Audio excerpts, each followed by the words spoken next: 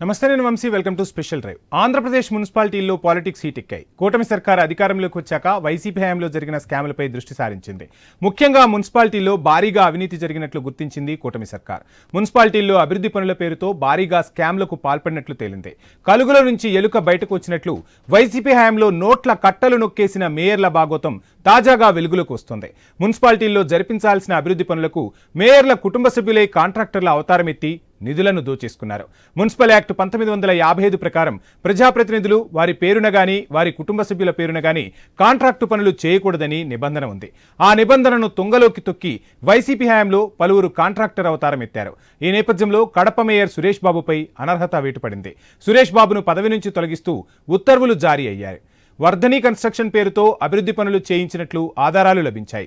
కుటుంబ సభ్యులకు చెందిన సంస్థతో కడపలో పనులు చేయించినట్లు ఆరోపణలు గుప్పుమన్నాయి. 36 లక్షల అవినీతికి పాల్పడినట్లు సురేష్ బాబుపై ఆరోపణలొచ్చాయి. మున్సిపల్ చట్టాలను ఉల్లంఘించినట్లు విచారణలో వెల్లడైంది. ఇక అటు చిలకలూరిపేట మున్సిపల్ ఉద్యోగులు భారీ స్కామ్లో ఇరుక్కున్నారు. వైసీపీ హయాంలో జరిగిన స్కామ్లో 10 మంది ఉద్యోగులు సస్పెండ్ అయ్యారని మున్సిపల్ కమిషనర్ శ్రీహరిరావు పేర్కొన్నారు. మిగిలిన ఉద్యోగులపై చర్యలకు ఉత్తర్వులు రావాల్సి ఉందన్నారు.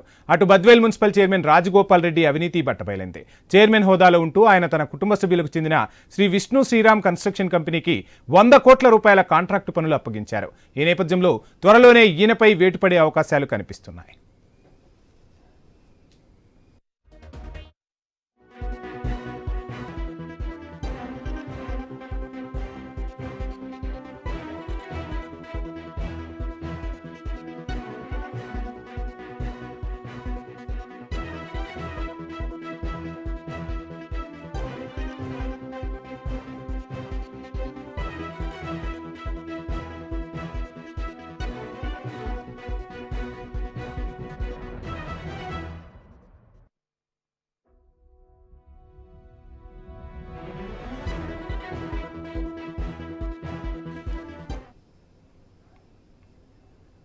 రైట్, ఇదే అంశానికి సంబంధించి ఐ న్యూస్ ఒక స్పెషల్ డ్రైవ్ చేపట్టింది. ఇక ఈ డ్రైవ్లో పాల్గొనేందుకు మా ప్రతినిధి గుంటూరు నుంచి నాగేశ్వరరావు, కడప నుంచి శ్రీనివాస్, అదేవిధంగా మనేం కోటేశ్వరరావు గారు రాజకీయ విశ్లేషకులు మనకు అందుబాటులో ఉన్నారు.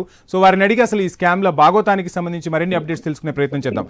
ముందుగా శ్రీనివాస్, చూస్తున్నాం మొత్తంగా ఒక నానుడి ఉంటుంది, స్థానిక సంస్థలే పట్టుగొమ్మలు అని చెప్తూ ఉంటాం, దేశానికి పట్టుగొమ్మలు అని చెప్తూ ఉంటాం. స్థానిక సంస్థలో పరిపాలన సక్రమంగా జరిగితేనే రాష్ట్రం అభివృద్ధి చెందుతుంది, దేశం అభివృద్ధి చెందుతుంది, అక్కడున్న పట్టణాలు కానీ గ్రామాలు కానీ అభివృద్ధి చెందుతూ ఉంటాయి. అటువంటి మున్సిపాలిటీల్లో అవినీతి బాగోతం బట్టబయలవుతుంది. మొత్తంగా కడప సంబంధించి బద్వేల్కు సంబంధించి పెద్ద ఎత్తున కూడా జరిగినట్టుగా స్కామ్ జరిగినట్టుగా ఆరోపణలు గుప్పమంటున్నాయి. సో డీటెయిల్స్ ఏంటి? అంటే ఒకటి కాదు, రెండు కాదు, దాదాపు 100 కోట్ల పైగానే ఈ బద్వేల్ మున్సిపాలిటీలో అవినీతి కంపు కొడుతుందని చెప్పవచ్చు. ప్రధానంగా ఈ 10 నెలల కాలంలో దాదాపు కూటమి నేతలు కూడా సైలెంట్ వహించడం పట్ల కూడా బద్వేల్ ప్రజలు కూడా విస్మయం చెందుతున్నారు. ఎందుకంటే ప్రస్తుతం ముఖ్యమంత్రి చంద్రబాబు నాయుడు అలాగే డిప్యూటీ సీఎం పవన్ కళ్యాణ్ కూడా గత వైసీపీ హయాంలో చోటు చేస్తున్నటువంటి అవినీతిని బట్టబయలు చేయండి అని చెప్పి ఇప్పటికే కూటమి నేతలకు కూడా చాలా కీలకమైనటువంటి ఆదేశాలు జారీ అయ్యాయి. ఇందులో భాగంగానే ప్రస్తుతం ఏదైతే కడప నియోజకవర్గ మహిళా ఎమ్మెల్యేగా గెలిచినటువంటి రెడ్డప్ప గారి మాధవరెడ్డి కూడా ప్రస్తుతం ఆమె గెలిచిన ఈ కడప నియోజకవర్గంలో గతంలో ఎటువంటి అభివృద్ధి జరిగింది, ఎటువంటి అవినీతి జరిగింది అని బట్టబయలు చేసే క్రమంలో ప్రస్తుతం మేయర్ సురేష్ బాబు అతని కుటుంబ సభ్యుల పేరు మీద చేసినటువంటి కాంట్రాక్ట్ పనులు కూడా బహిర్గతం కావడంతో ప్రస్తుతం ప్రభుత్వం కూడా మేయర్ సురేష్ బాబు మీద కూడా అనర్హత వేటు వేశారు. ప్రస్తుతం ఇది చాలా రాష్ట్ర వ్యాప్తంగా సంచలనంగా మారింది. అయితే ఈ సురేష్ బాబు వ్యవహార శైలి మరొక ముందే ప్రస్తుతం బద్వేలో ఏదైతే మున్సిపల్ చైర్మన్ గా కొనసాగుతున్నటువంటి వాకమల్లు రాజగోపాల్ రెడ్డి వ్యవహారం కూడా చాలా హాట్ టాపిక్ గా మారింది. అందులో ముఖ్యంగా ఐన్యూస్ చాలా కీలకమైనటువంటి డాక్యుమెంట్స్, కీలకమైనటువంటి ఎవిడెన్స్ ప్రత్యేక ప్రచారం చేయడంతో ప్రస్తుతం కూటమి ప్రభుత్వంలో చలనం వచ్చింది. ప్రస్తుతం వాకమల్ల రాజగోపాల్ రెడ్డి మీద అంతర్గతంగా ప్రస్తుతం విజిలెన్స్ విచారణ కూడా జరుగుతుందని కొంచెం సమాచారం ఉంటుంది. ప్రస్తుతం ఆయన ఏదైతే బద్వేల్ మున్సిపాలిటీ పరిధిలో ఉన్నటువంటి మొత్తం 35 వార్డులలో కూడా ఆయన ఏకదాటిగా ఆయన కేవలం ఆయన కుటుంబ సభ్యుల పేరు మీద ఉన్నటువంటి శ్రీ విష్ణు శ్రీరామ్ కన్స్ట్రక్షన్ మాత్రమే పనులు చేపట్టడంతో ప్రస్తుతం చాలా వైసీపీలోనే భిన్నస్వరాలు వినిపిస్తున్నాయి. చాలా వ్యతిరేకంగా గత 5 ఏళ్ల పాటు కూడా చాలా వ్యతిరేకంగా వినిపించినప్పటికీ కూడా వైసీపీ పార్టీ పెద్దలు కూడా బుజ్జగించే పనులు చేశారు. అయితే ప్రస్తుతం కూటమి ప్రభుత్వంలో ఒక్కొక్కటిగా ఆయన అవినీతి కూడా బట్టబయలు అవుతుంది. దాదాపు 35 వార్డులలో దాదాపు 100 నుంచి 130 కోట్ల పైగానే అవినీతికి పాల్పడ్డారు. దాదాపు ఆయన భార్య మమత అలాగే కొడుకు శ్రీ విష్ణువర్ధన్ అలాగే అన్న దశరథరామరెడ్డి పేర్లతో కొనసాగుతున్నటువంటి శ్రీ విష్ణు శ్రీరామ్ కన్స్ట్రక్షన్ దాదాపు 130 కోట్లకు అవినీతి పాల్పడింది. పెద్ద ఎత్తున సీసీ రోడ్ల నిర్మాణం కానీ, డ్రైనేజ్ పనులు కానీ, లేదంటే బద్వేలు నూతన మున్సిపాలిటీ భవన నిర్మాణం పనులు కూడా ఆ కన్స్ట్రక్షన్ కంపెనీ చేపట్టడం పట్ల కూడా చాలా వైసీపీలోనే భిన్నస్వరాలు వినిపిస్తున్నాయి. ప్రస్తుతం ఐన్యూస్ ఎక్స్క్లూజివ్ గా ఈ వార్తా కథనాలను ప్రచారం చేయడంతో ప్రస్తుతం అంతర్గతంగా చాలా అలజడి సృష్టించిందని చెప్పవచ్చు. ఏదైతే ఒక పక్క బద్వేలు విజిలెన్స్ అధికారులు ఒక పక్క రాజగోపాల్ రెడ్డి అవినీతి మీద విచారణ చేపడుతుంటే, మరోవైపు కూడా ఎందుకు గత 5 ఏళ్ల పాటు కూడా టీడీపీ ముఖ్య నాయకులు, టీడీపీ మాజీ MLA, TDP incharge Ritish Reddy ఎందుకు మౌనం వహిస్తున్నారు? ఏదైతే ఆయన సొంత నివాసం ఉన్నటువంటి వార్డులో ఈ రాజగోపాల్ కుటుంబ సభ్యులు కూడా సీసీ రోడ్ల నిర్మాణం చేపట్టారు. అయినప్పటికీ కూడా ఈ ఎందుకు బహిర్గతం కాలేదు? బంధు ప్రీతితోనే కేవలం రాజగోపాల్ రెడ్డిని కూటమి నేతల్లో ప్రధానంగా టీడీపీ నేతలు కూడా నెట్టుకొచ్చారనేది కూడా వాస్తవంగా బయటికి ప్రజలు కూడా చెప్పుకోవస్తున్నారు. మరి ముఖ్యంగా 35 వార్డుల్లోనే దాదాపు 100 కోట్ల రూపాయల స్కామ్ జరిగితే ఒక బద్వేలో మాత్రమే రాష్ట్ర వ్యాప్తంగా ఉన్నటువంటి పలు మున్సిపాలిటీలు ఎంత అవినీతి గోల్మాల్ జరుగుతుందా? కేవలం వైసీపీ ప్రభుత్వ హయాంలోనే అనధికారికంగా అర్హత లేకపోయినటువంటి కొందరు వైసీపీ పోద్బలంతో, వైసీపీ అండదండలతో యథేచ్ఛగా టెండర్లు దక్కించుకోవడంతో పాటు స్థానికంగా ఏదైతే మున్సిపాలిటీ కమిషన్లుగా కొనసాగుతున్నప్పటికీ ఆ మున్సిపల్ కమిషన్లు కూడా పెద్ద ఎత్తున ఈ అవినీతిలో భాగం పంచుకున్నారు. వీళ్ళతో పాటు ఏదైతే ఇంజనీర్లు సంబంధించినటువంటి అధికారులు కూడా దీంట్లో భాగం పంచుకున్నట్టు తెలుస్తుంది. పెద్ద ఎత్తున నిధులు చేతులు మారినాయని తెలుస్తుంది. ప్రస్తుతం కూటమి ప్రభుత్వంలో ఈ దాదాపు సంవత్సరం కావస్తుంది. సంవత్సర కాలంలో ఎందుకు బద్వేలు టీడీపీ నేతలు మౌనం వహిస్తున్నారని కూడా చాలా ఆసక్తిగా మరి ఇందులో ముడుపులు కూడా పెద్ద ఎత్తున ముట్ట చెప్పారు కూడా రాజగోపాల్ రెడ్డి చెప్పారు కూడా ప్రస్తుతం వార్తాకరణలో ప్రసారం అవుతున్నాయి. రైట్ శ్రీనివాస్.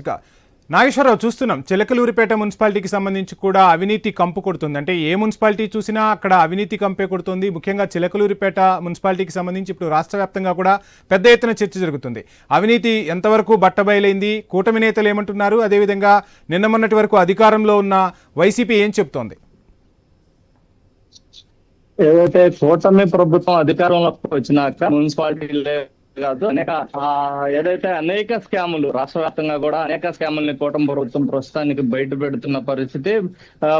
ఇదే చూసుకుంటే పల్నాడు జిల్లాలోని చిలకలూరుపేటలోని మున్సిపాలిటీలో భారీ అవినీతి జరిగింది. అయితే దీనికి సంబంధించి ఏదైతే 10 మంది ఉద్యోగులు సస్పెండ్ అయిన పరిస్థితి. దీనికి సంబంధించి ఏదైతే ఒక ప్రైవేటు ఉద్యోగి ఏదైతే చిలకలూరుపేటకు సంబంధించి ఆ మున్సిపాలిటీ ఆస్తుల్లోని మున్సిపాలిటీకి సంబంధించిన షాపింగ్లు కానీ ఇట్లాంటి షాపింగ్ కాంప్లెక్స్ లో అద్దులు వసూలు చేసే సంబంధించి దానికి సంబంధించి డబ్బులు వసూలు చేసే క్రమంలో ఆ యొక్క ఉద్యోగి కిందగా ఒక ప్రైవేటు ఉద్యోగిని నియమించుకోవడం జరిగింది. ఆ ప్రైవేటు ఉద్యోగి దొంగ బిల్లులు పెట్టి ఆ యొక్క షాపుల వద్ద కానీ ఇంకా ఇతరత్ర మున్సిపాలిటీకి సమస్యలకు సంబంధించిన వాటిలో అద్దులు వసూలు చేసే క్రమం వాటికి సంబంధించిన అమౌంట్ వసూలు చేస్తూ వాళ్ళకి దొంగ బిల్లులు ఇస్తూ కూడా ఆమె ఆ అమౌంట్ సోహా చేసిన పరిస్థితి అయితే ఉంది. దీనికి సంబంధించి మొత్తంగా కూటమి ప్రభుత్వం అధికారంలోకి వచ్చిన కాడి నుంచి కూడా ఈ యొక్క స్కామ్ మీద అయితే మొత్తంగా విచారణ జరిపిస్తున్నట్లుగా మనకు తెలిసింది. దీనికి సంబంధించి ఏదైతే ఈ రోజు దీన్ని మొత్తంగా బట్టబయలైంది. మున్సిపల్ శాఖ నుంచి కూడా 10 మందికి కూడా సస్పెండ్ ఆర్డర్ వచ్చిన పరిస్థితి అయితే ఉంది. వీరికి సంబంధించి ఏదైతే మున్సిపల్ శాఖలో గతంలో 2021 నుంచి 23 సంవత్సరం వరకు ఈ స్కామ్ జరిగినట్లుగా తెలుస్తుంది. మొత్తంగా ఆ టైంలో ఉన్న ఉద్యోగులు ఎవరైతే ఉన్నారో వారు ఇతరత్ర ప్రాంత. Thank you Nageswara Rao. Short break తీసుకుందాం. Stay tune.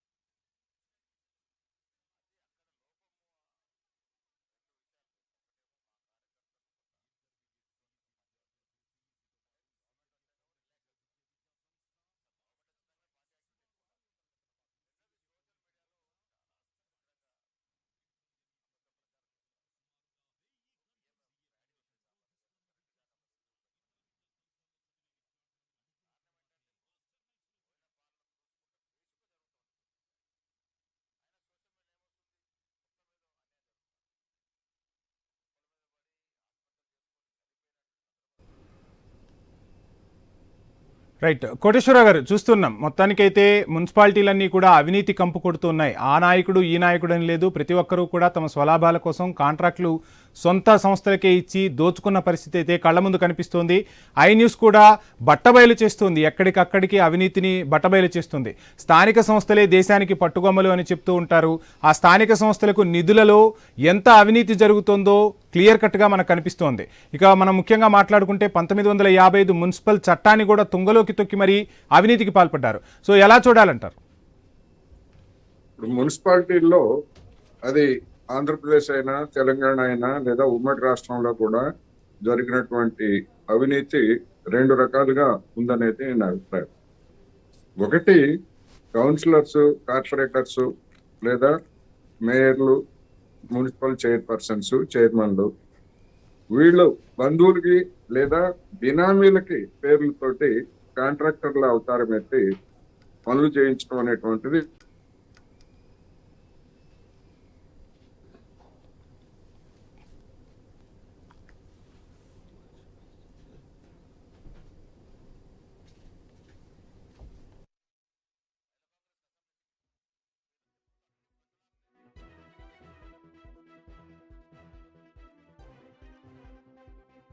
ఆంధ్రప్రదేశ్ మున్సిపాలిటీలో పాలిటిక్స్ హీటెక్కాయి. కూటమి సర్కార్ అధికారంలోకి వచ్చాక వైసీపీ హయాంలో జరిగిన స్కామ్లపై దృష్టి సారించింది. ముఖ్యంగా మున్సిపాలిటీల్లో భారీగా అవినీతి జరిగినట్లు గుర్తించారు. మున్సిపాలిటీల్లో అభివృద్ధి పనుల పేరుతో భారీగా స్కామ్లకు పాల్పడినట్లు తేలింది. కలుగులో నుంచి ఎలుకలు బయటకు వస్తున్నట్లు కూటమి నేతలు చెబుతున్నారు. వైసీపీ హయాంలో నోట్ల కట్టలు నొక్కేసిన మేయర్ల భాగోతం తాజాగా వెలుగులోకి వస్తోంది. మున్సిపాలిటీల్లో జరిపించాల్సిన అభివృద్ధి పనులకు మేయర్లు, వారి కుటుంబ సభ్యులే కాంట్రాక్టర్ల అవతారం ఎత్తి నిధులను దోచేసుకున్నారు. మున్సిపల్ యాక్ట్ 1955 ప్రకారం ప్రజాప్రతినిధులు వారి పేరున గాని వారి కుటుంబ సభ్యుల పేరున గాని కాంట్రాక్టు పనులు చేయకూడదనే నిబంధన ఉంది. ఆ నిబంధనను తొంగలో తొక్కి మరీ వైసీపీ హయాంలో పలువురు కాంట్రాక్టర్ అవతారం ఎత్తేశారు. ఈ నేపథ్యంలో కడప మేయర్ సురేష్ బాబుపై అనర్హత వేటు పడింది. సురేష్ బాబును పదవి నుంచి తొలగిస్తూ తాజాగా ఉత్తర్వులు కూడా జారీ అయ్యాయి. వర్ధని కన్స్ట్రక్షన్ పేరుతో అభివృద్ధి పనులు చేయించినట్లు ఆధారాలు లభించాయి. కుటుంబ సభ్యులకు చెందిన సంస్థతో కడపలో పనులు చేయించినట్లు గుర్తించారు. ఇక 36 లక్షల అవినీతికి పాల్పడినట్లు సురేష్ బాబుపై ఆరోపణలు గుప్పుమన్నాయి. మున్సిపల్ చట్టాలను ఉల్లంఘించినట్లు విచారణలో కూడా వెల్లడైంది. ఇక అటు చిలకలూరిపేట మున్సిపల్ ఉద్యోగులు భారీ స్కామ్లో ఇరుక్కున్నారు. వైసీపీ హయాంలో జరిగిన స్కామ్లో 10 మంది ఉద్యోగులు సస్పెండ్ అయ్యారని మున్సిపల్ కమిషనర్ శ్రీహర్రావు పేర్కొన్నారు. మిగిలిన ఉద్యోగులపై చర్యలకు ఉత్తర్వులు రావాల్సి ఉందని తెలిపారు. అటు బద్వేల్ మున్సిపల్ చైర్మన్ రాజగోపాల్ రెడ్డి అవినీతి బట్టబయలైంది. చైర్మన్ హోదాలో ఉంటూ ఆయన తన కుటుంబ సభ్యులకు చెందిన శ్రీ విష్ణు శ్రీరామ్ కన్స్ట్రక్షన్ కంపెనీకి 100 కోట్ల రూపాయల కాంట్రాక్టు పనులు అప్పగించారు. ఈ నేపథ్యంలో త్వరలోనే ఆయనపై కూడా వేటు పడే అవకాశాలైతే కనిపిస్తున్నాయి. సో మొత్తంగా ఆంధ్రప్రదేశ్ మున్సిపాలిటీలు అవినీతి కంపు కొడుతున్నాయి. ఆ అవినీతిని సమూలంగా ప్రక్షాళన చేసే దిశగా కూటమి సర్కార్ అడుగులు వేస్తున్నట్టు కూటమి నేతలైతే చెప్తున్నారు. ఎక్కడికక్కడ మున్సిపాలిటీల్లో ఉన్న అవినీతిని బట్టబయలు చేస్తామని కూడా నేతలు చెప్తున్న పరిస్థితులను చూస్తున్నాం. ఇక ముఖ్యంగా కడపలో ఏం జరుగుతుందో రాష్ట్రమంతా కూడా చర్చించుకుంటుంది. బద్వేల్ మున్సిపాలిటీకి సంబంధించి, కడప మున్సిపాలిటీకి సంబంధించి ఎక్కడికక్కడ అవినీతి ఆరోపణలు అయితే పెద్ద ఎత్తున గుప్పమంటున్నాయి. ఈ నేపథ్యంలోనే ఐ న్యూస్ కూడా ఒక స్పెషల్ డ్రైవ్ చేపట్టింది. సో మొత్తంగా ఐ న్యూస్ చేతిలో అయితే ఇప్పుడు ఎక్కడికక్కడ ఎక్కడైతే అవినీతి ఎక్కువగా ఉందో దానికి సంబంధించిన కీలక ఆధారాలు ఐ న్యూస్ చేతిలో ఉన్నాయి. సో స్థానిక సంస్థలను కాపాడుకోవాల్సిన బాధ్యత ప్రజాప్రతినిధులకు ఖచ్చితంగా ఉంటుంది. ప్రజలకు మౌలిక వసతులను కల్పించాల్సిన బాధ్యత మున్సిపాలిటీలపై ఉంటుంది. సో ఆ ప్రజలకు మౌలిక వసతులు కల్పించాల్సిన మున్సిపాలిటీలలో అవినీతి రాజ్యమేలింది. ప్రజల మౌలిక వసతులు పక్కన పెట్టేసి సొంత సంస్థలకు ఆ నిధులను కట్టబెట్టి దోచేసుకున్నారు అన్న ఆరోపణలైతే గుప్పమంటున్నాయి. ఒక బాధ్యతాయుతమైన మీడియా సంస్థగా ఖచ్చితంగా అవినీతిని బట్టబయలు చేసే ప్రయత్నం ఐ న్యూస్ చేస్తుంది. ప్రజల కోసం ఐ న్యూస్ క్షేత్రస్థాయిలో పోరాడుతుంది. ఐ న్యూస్ క్షేత్రస్థాయిలో రిపోర్టర్స్ కూడా ఎక్కడికక్కడ ప్రభుత్వానికి సహకరిస్తూ ఐ న్యూస్ రిపోర్ట్లు కూడా కొన్ని ఇవ్వటం సంచలనం రేపుతుంది. సో మొత్తంగా ఐ న్యూస్కి అయితే అభినందనలు వెల్లువెత్తుతున్నాయి. ఆంధ్రప్రదేశ్ మున్సిపాలిటీల్లో దోచేశారు అనే టాపిక్ అయితే ఎక్కువగా వినిపిస్తుంది. మున్సిపాలిటీస్ అవినీతి కంపు కొడుతున్న పరిస్థితిని చూస్తున్నాం. ఇక వైసీపీ హయాంలో జరిగిన స్కామ్లపై దృష్టి సారించారు. సో ముఖ్యంగా చూస్తే ఏ స్కామ్ అనేది స్కామ్ వెనక ఖచ్చితంగా స్కీమ్ వెనక స్కామ్ ఉంది అనే ఆరోపణలు పెద్ద ఎత్తున వినిపిస్తున్నాయి. భారీగా స్కామ్లకు పాల్పడినట్టు తెలుస్తుంది. ఇక కోటేశ్వరరావు గారు మరలా మనకు అందుబాటులోకి వచ్చారు. కోటేశ్వరరావు గారు, మీరు చెప్పినట్టుగా ఏ పార్టీ అనేది పక్కన పెడితే అవినీతి అనేది అయితే మున్సిపాలిటీల్లో కంపు కొడుతుంది, అది ఏ రాష్ట్రమైనా కావచ్చు. సో మున్సిపాలిటీలు అనేవి దేశానికి చాలా అవసరము, అక్కడ మౌలిక వసతులు కూడా కల్పించాల్సిన అవసరం ఉంది. ప్రజల బాగోగులు మున్సిపాలిటీలు చూడాలి. ఎలా చూడాలి సార్ ఇంత అవినీతి స్కాములు జరుగుతుంటాయి?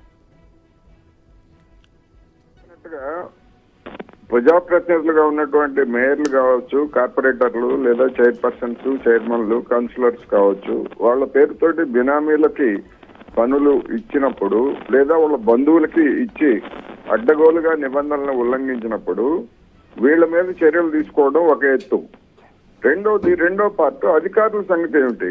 వీళ్ళతో కుమ్మక్కైనటువంటి అధికారులు, ముఖ్యంగా ఉన్నతాధికారులు చిన్న గుమస్తా మీద చర్య తీసుకోవడం అనేటువంటి సమస్య కాదు.